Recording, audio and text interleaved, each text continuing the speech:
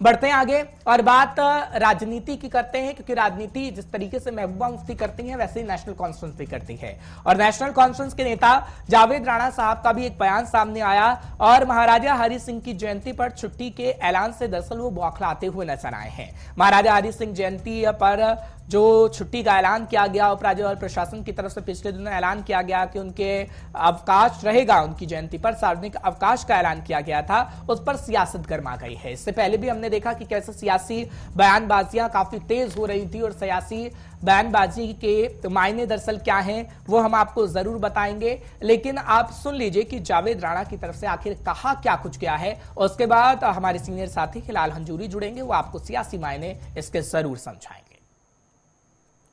जो ज्यादतियां हो रही है, जो बेइंसाफी हो रही है, उसका भी एक मकाम है, इसकी भी एक हद है। आपने कल गवर्नर साहब, लेफ्टिनेंट गवर्नर साहब की मैं एक स्टेटमेंट सुन रहा था, उन्होंने कहा कि महाराजा साहब की बड़ी कंट्रीब्यूशन थी, हम उसके जन्मदिन पे छुट्टी भी कर रहे हैं। मुझे उस पर कोई टिप्पणी नहीं करनी है महाराजा साहब पे, उनकी कंट्रीब्यूशन पे, लेकिन मैं इतना जरूर कहूंगा, महाराजा कोई पॉलिटिकल आदमी नहीं थे, वो खुद मुख्तार राजा थे, वो लोगों के पॉलिटिकल चुने हुए लीडर नहीं थे। एक बात। दूसरी बात यह कि आपने जो रियासत जम्मू में कश्मीर के लीडर थे, जिनको शेर कश्मीर शेख मोहम्मद अब्दुल्ला, हिंदुस्तान के प्राइम मिनिस्टर नेहरू और महात्मा गांधी और सरदार वल्लभ भाई पटेल भी शेर कश्मीर के नाम से पुकारते थे, उनकी जन्मदिन और यूम वफात पे तो आपने छुट्टी काट ली, पर महाराजा के नाम पे आप छुट्टी दे रहे हो, जो इलेक्टेड आदमी नहीं है, जो लोगों का नुमाइंदा नहीं है, दी है अगर आपने, तो मेरे साहब लोगों, वो इंस्ट्रूमेंट एक्सेशन भी जो उसने किया था वो भी बहाल करें ना। हाँ बिल्कुल।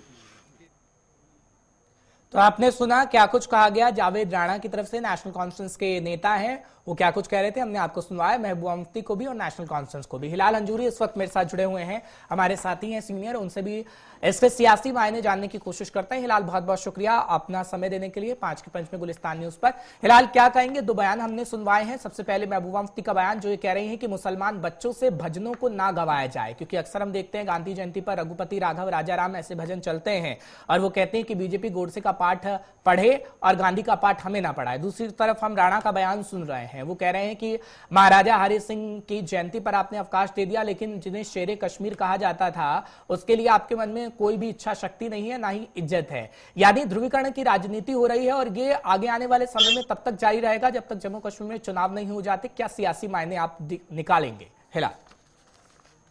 बिल्कुल, इसमें कोई शक नहीं, हर्ष ये दोनों तरफ से, जैसा कि महबूबा मुफ्ती ने कहा कि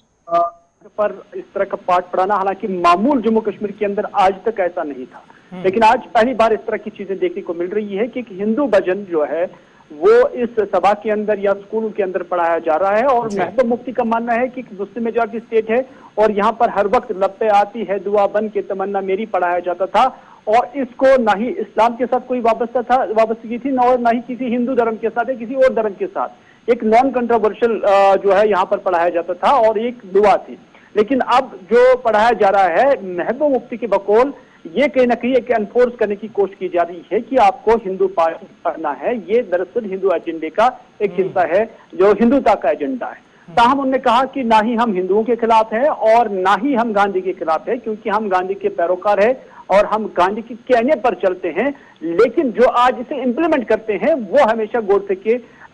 जो है पैरोकार रही हैं। और महबूबा मुफ्ती के बकौल गोडसे को वो एक दहशतगर्द समझती है, और इससे पहले भी उन्होंने कई बार इस तरह के बयान दिए हैं, लेकिन उनका मानना है कि जो आज मुल्क के अंदर सरकार है वो गोडसे के एक पैरोकार है, और उन्हें नहीं चाहिए कि हमें गांधी जयंती के मौके पर या महात्मा गांधी के दिन पर कोई किसी तरह की जो है सबक पढ़ाने की कोशिश करे। नंबर 1। नंबर 2, जो जावेद राणा नेशनल कॉन्फ्रेंस से जिनका ताल्लुक है, जम्मू सूबे से वो वाबस्ता है,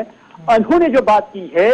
उस बात में भी किसी हद तक दम लग रहा है, इस वजह से कि महाराजा के दिन पर उन्हें एतराज नहीं है कि उन्हें छुट्टी क्यों रखी गई है, 23 सितंबर को छुट्टी क्यों बनाई जा रही है। दरअसल उनका एतराज इस बात को लेकर है कि शेख मोहम्मद अब्दुल्ला की जो पॉपुलैरिटी है वो हर किसी लीडर से, जम्मू कश्मीर के किसी भी लीडर से ज्यादा है। तो इस वजह से उन्होंने कहा कि शेख मोहम्मद अब्दुल्ला एक डेमोक्रेट थे, वो एक जमहूरियत में यकीन रखते थे, जबकि जो महाराजा हरि सिंह थे वो एक राजा थे। एक राजा और एक डेमोक्रेट में फर्क होना चाहिए, ये जावेद राणा का कहना था। और शेख मोहम्मद अब्दुल्ला की इसमें कोई शक नहीं है कि न सिर्फ जवाहरलाल नेहरू, सरदार पटेल या ठीक है हिलाल, लेकिन आप चुनावों को कवर करते रहे हैं, आप हमारे सीनियर साथी हैं, क्या अब हिंदू मुसलमान जम्मू कश्मीर के अंदर भी खास तौर पर होगा? क्योंकि 2024 नजदीक है, लोकसभा चुनाव में हम देख रहे हैं किस तरीके से राजनीतिक पार्टियां हिंदू मुसलमान के नाम पर वोट हासिल करने की कोशिश कर रही है। क्या जम्मू कश्मीर में भी आगे आने वाले समय में चुनाव होने वाले हैं और अभी तारीखों का ऐलान नहीं है, लेकिन सभी सियासत पंडित भी यही कह रहे हैं कि जमीनों को तैयार किया जा रहा है, क्या उसी के मुताबिक ये बयान दिए जा रहे हैं? इसमें कोई शक नहीं है कि आम लोग, चाहे हिंदू हो, मुसलमान हो, सिख हो, वो एक दूसरे के बिल्कुल भाई हैं, एक दूसरे के बिल्कुल दोस्त हैं, एक दूसरे के हमेशा करीब हैं। लेकिन जब सियासत इसमें आ जाती है तो बैरियर भी खड़ा हो जाता है, और ये इसी तरह का बैरियर था, क्योंकि आज तक चाहे महाराजा हरि सिंह की बात हो या शेख मोहम्मद अब्दुल्ला की बात हो, दोनों की एक एक्सेप्टेंस थी दोनों जगहों पर। और इंस्ट्रूमेंट एक्सेशन को लेकर भी जो main stream political parties Jammu Kashmir की हैं, वो भी ये मानती थी कि उन्होंने कंडीशनल बनाया था जो उस वक्त इल्हाक हुआ था मुल्क हिंदुस्तान के साथ, और उनका नजरिया इस एतबार से भी मेन स्ट्रीम पॉलिटिकल पार्टीज के नजदीक एक काफी अहमियत का हामिल था कि महाराजा की सोच को वो कहीं ना कहीं लब्बैक करते थे। शेख मोहम्मद अब्दुल्ला की भी जब हम जिक्र करते हैं तो जम्मू सूबे के अंदर भी उनकी एक बहुत पजीराई होती थी। तो इस तरह से जनरल पब्लिक के अंदर इस तरह का कोई भी डिवीजन नहीं था, कोई भी भेदभाव नहीं था। लेकिन जब पॉलिटिक्स आती है तो फिर पॉलिटिक्स में किस तरह से कोई किस चीज को बोला जाता है, किस तरह से उसको डिलीवर किया जाता है, किस तरह से उसको थ्रू किया जाता है, वो बहुत मायने रखता है। तो इस वजह से जब इलेक्शन नजदीक हैं तो इस तरह के बयानात आना मुतवक्का है, और इस तरह के गाने आना मुतवक्का है, इस तरह की चीजें आना मुतवक्का है। और मैं समझता हूं कि किसी पीरियड तक ये सारी चीजें चल सकती है, लेकिन ये दायमी नहीं हो सकती हैं, ये हमेशा के लिए नहीं हो सकती है, बल्कि एक सीजन जो पॉलिटिकल अब